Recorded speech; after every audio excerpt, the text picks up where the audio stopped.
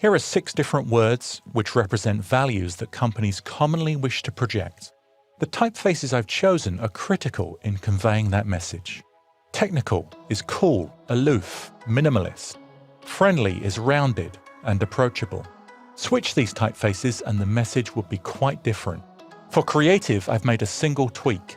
We'll see this repeatedly, how one small adjustment, and it need only be one, can be enough to convey the message. Reliable is set in a slab serif typeface. It looks solid and dependable. This is a company you can rely on. Caring is set in a trustworthy serif typeface. The C enfolds and embraces the word.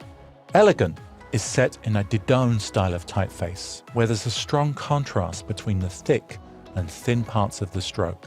This style of typeface is often used to convey exclusivity and sophistication. Try this yourself.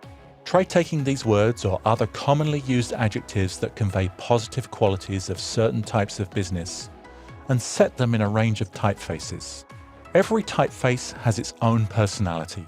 It's often said that typefaces are like clothes. And as with clothes, you want to make sure you're dressed appropriately for the occasion.